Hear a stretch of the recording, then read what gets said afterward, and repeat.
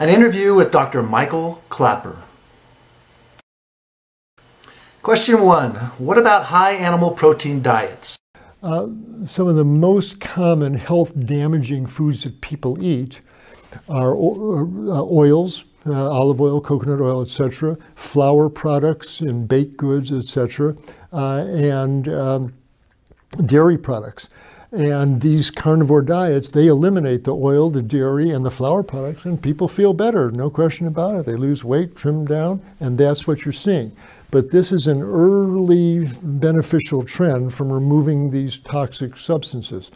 The problem is we are not carnivorous apes. We are not house cats or mountain lions. And you keep packing that colon full of meat 3 times a day for 6 months, a year, 5 years. This is a great way to give yourself colon cancer, great way to set off autoimmune diseases, great way to set off colitis in your colon, great way with all the fat to give yourself type 2 diabetes. Nobody's ever lived on a carnivore diet for a year or 5 years or 10 years. These people do not know what they are talking about. This is a totally unproven, bizarre way to nourish the human body. We are not carnivorous apes.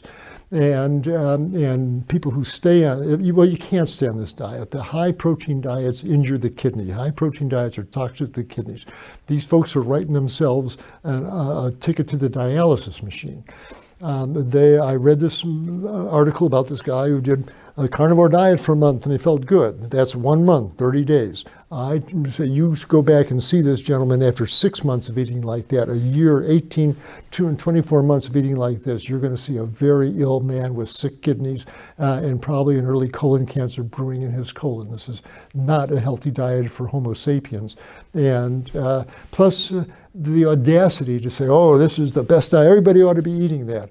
Are they talking about a flesh-based diet for 8 billion people 3 times a day? What an arrogant, elitist, outrageous, planet-destroying approach to nutrition. It's totally outrageous, both on a physiological level as well as an ecological level. It's a dead end of nutritional history, and the sooner it ends, the better we'll all be.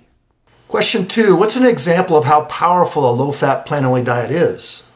Before and after angiograms of the left anterior descending artery that Dr. Esselstyn showed to see these terrible plaques encroaching into the blood flow channel of this artery melt away and it turns back to a healthy artery.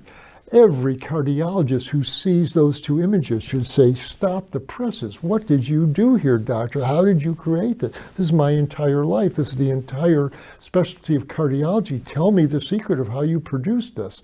And a whole food plant-based diet without excessive oils and sugars will do exactly that. What a powerful, powerful medical modality that is. So hands down, that's the most dramatic effect I've seen of a whole food plant-based diet. Question 3. What about weight loss on a plant-only diet? Most every vegan I know who is eating a truly whole food plant-based diet, eating foods as grown, as they grew in the garden or grew in the field, is a lean person. You don't see obese vegans who are eating whole food. Why not? Because whole plant foods, nature in her wisdom, makes them largely out of fiber and water. No matter what the vegetable is, whether it's kale or broccoli or melons or green peas, when you analyze it, they're mostly fiber and water. And when you eat a big, huge salad, you filled your tummy up largely with fiber and water, and the water gets excreted out in the urine, the fiber passes out in the stool. There's so little calorie density there that nothing really sticks to you. And the glory of eating a whole food plant-based diet is there's no portion control. Whether you go back for a 4th bowl of vegetable soup, who cares? It's vegetable soup. It's all fiber and water. You pee it right out. It doesn't stick to you. So it's tailor-made for weight loss. It's beautiful for the patients who've been so concerned how many calories and how I got to weigh my portions and how many carbs there. It really doesn't matter if you're eating whole plant foods. Your satiety will take care of that for you. Now the key is whole plant foods. If Oreos are vegan and granola bars and energy drinks will put weight on you, and excessive nut butters. These are processed foods. But as long as you're sticking to food as grown, how many apples can you eat? And you wind up nice and lean, even though you're eating lots of food, because the calorie density is so low because the fiber and water content is so high. Question 4, why do some people fail on a plant-only diet? The two reasons I think people go back to eating meat, one is largely social pressure. They just get tired of being the odd person out at the restaurant and at home, or cooking 2 meals for their spouses or whatever. So most of it is social. But the folks who truly have a real meat craving and really desire it, I think it has to do with the food we eat as infants. When you think about it, at age 6 months of age, when the baby is still nursing on the breast, with all the love in the parents' hearts, that jar of baby lamb, baby chicken, baby turkey is opened, and at that point, 3 times a day, animal flesh is slathered on that child's intestine. By age 2 or 3, they're in the fast food restaurant eating their Happy Meals. They're off to an animal-based diet. And if you eat meat 3 times a day through infancy, childhood, through adolescence, puberty, through your teens, your 20s, your 30s, you eat animal flesh 3 times a day, you're going to get dependent upon the carnitine, creatine, the muscle-based nutrients that are coming in with the food. Your body makes them, but if they've been coming in pre-formed 3 times a day since infancy, what are your genes going to do? They're going to down-regulate their own production of carnitine and creatine because it's coming in pre-formed 3 times a day. Well, that works as long as you're still eating it. Of course, you're brewing up a bunch of different diseases along with it. But if you suddenly then stop, you go see Forks Over Knives, or you read John Robbins' book and the plant-based light goes on, and you stop eating flesh suddenly, well, your body's still looking for those preformed nutrients. Now you got to make them all on your own. Now, most people can gear up their genes and their enzymes to start synthesizing their own carnitine, creatine, but some folks might be a bit slower. Might take 6 months or a year before they're really manufacturing that, and they get meat cravings. And when they eat meat and that preformed carnitine, creatine washes through their tissues, whoa, I feel great. Vegan schmegan, man, I'm a carnivore. I need my meat. And they do, but this is not normal human physiology. This is an acquired dependency created by feeding a human infant animal flesh 3 times a day in infancy. No primate does that. No gorilla does that. No bonobo does that. We didn't used to either. We used to raise our kids on oat gruels and things. Back throughout American history, the 1600s, 1700s, 1800s, 1900s, people lived on farms, and you may have had pot roast on Sunday and fish on Friday, but that was it, man. You ate out of your garden the rest of the week. You ate cabbage stews and potato soups. You didn't go killing your chickens every night for buffalo wings. You run out of chickens pretty quickly there. This flesh-based diet is just since World War II. We've been rich enough to indulge this. And so we've created the whole generations of folks who are really dependent upon animal flesh. But this is not normal human physiology. I've seen 3 generations of children raised as vegans, and they turn into lean, healthy, bright people who don't have meat cravings. Their mouths don't water when they walk past a barbecue. These are healthy folks. They're physiologically different folks. So I think what you're witnessing in these relapsed vegans are folks who had a very powerful meat dependency spawn, and they're still having trouble getting past it. I tell them that, if you have to eat meat once a week for a while, just stretch out the time in between, and eventually your body gears up so you don't need this stuff. I had meat cravings for years after I became vegan, and it really bothered me. And for a short period of time, I went back to having some fish to see if it would make any difference in my physical being. Didn't. But it was a strong meat craving. But it was mostly just that chewy, salty texture I craved more than anything else, I think. So if people have to dabble in that for a little while, I don't condemn them, but I say don't linger there either. Get on with phasing that stuff out of your diet as expeditiously as possible. Question 5, why aren't today's doctors recommending a plant-based diet? I love being a physician. I love the practice of medicine. I love the profession of medicine. But I must admit, I carry an ache in my heart and a burning flame of despair, anger, resentment at this huge hole in my medical education that most of my colleagues now have been practicing medicine, and we practice medicine like what our patients are eating has no effect on these diseases. Oh, it's some genetic problem. When the reality is, doctor, that's why your patient is sitting in front of you, overweight, hypertensive, diabetic, clogged up, and inflamed from the meat and dairy and oils and sugars they've been eating. And to not ask the person, what do you eat? Take me through a typical eating day, is, I think, grossly neglectful.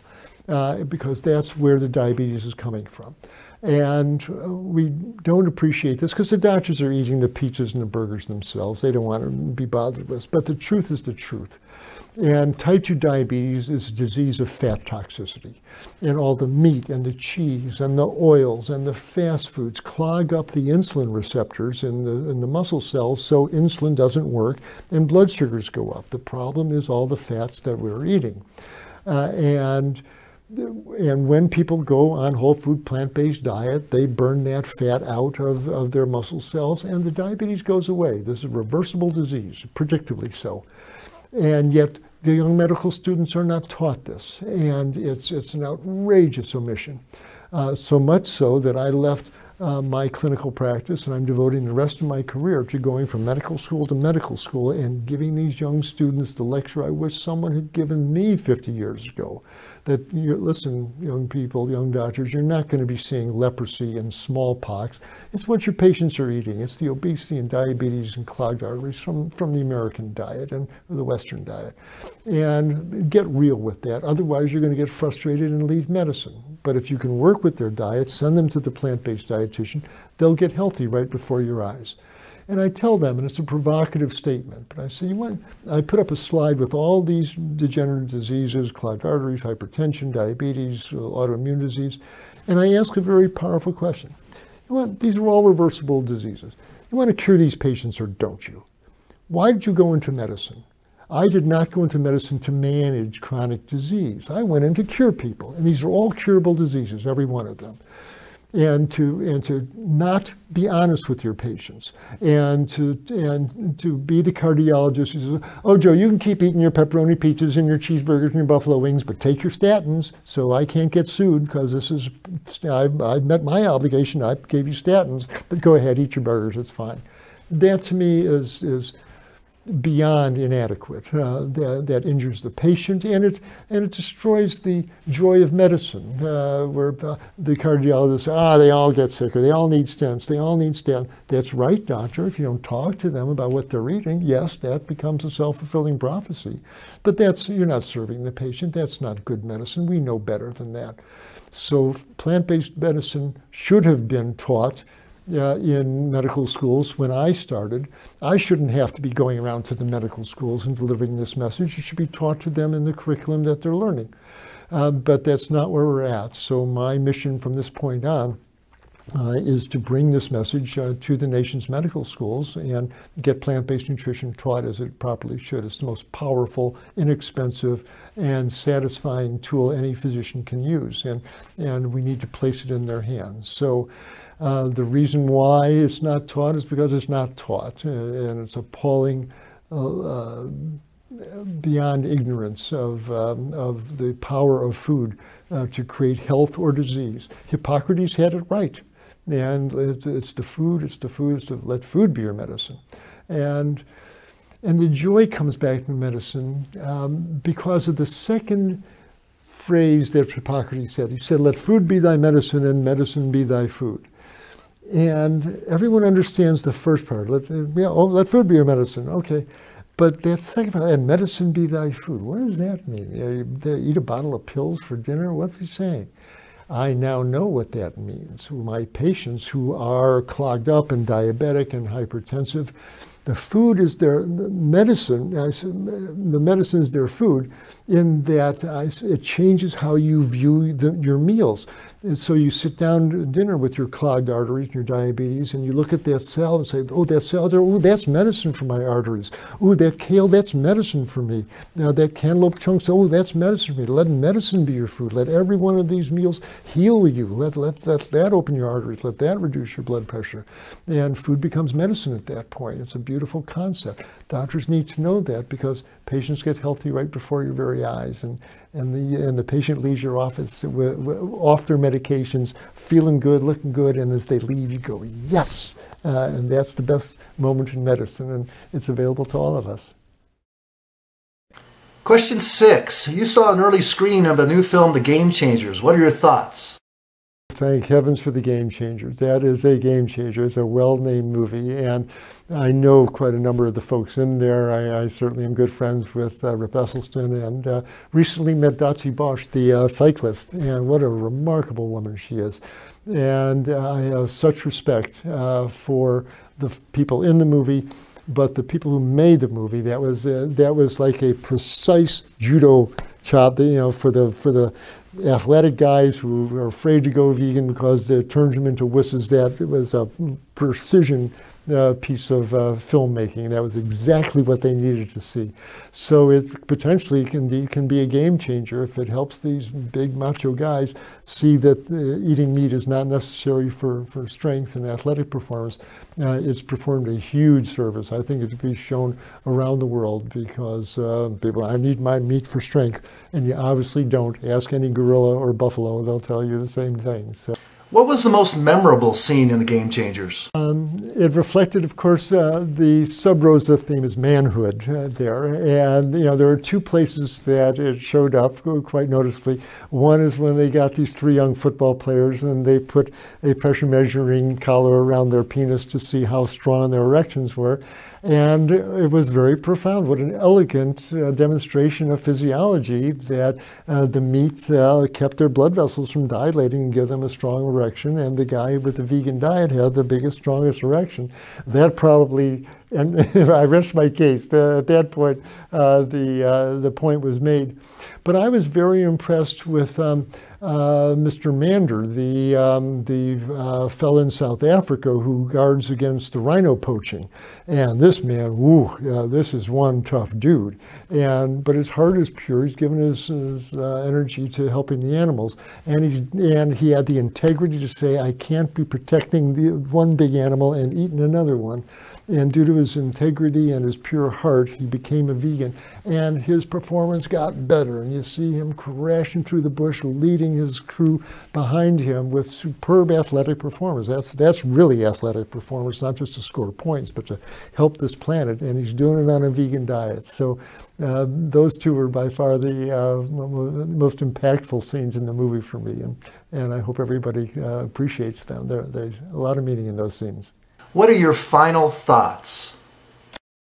I became vegan in 1981, 38 years ago, and nothing but good things have happened to me on every level of my physical body. It's certainly made medicine much more satisfying, and it's given me hope for the animals, for the kids, for the planet. It really is our way through this dark, dark place that we're in as far as our personal health goes, our social situation, and the environment and the stability of our planet.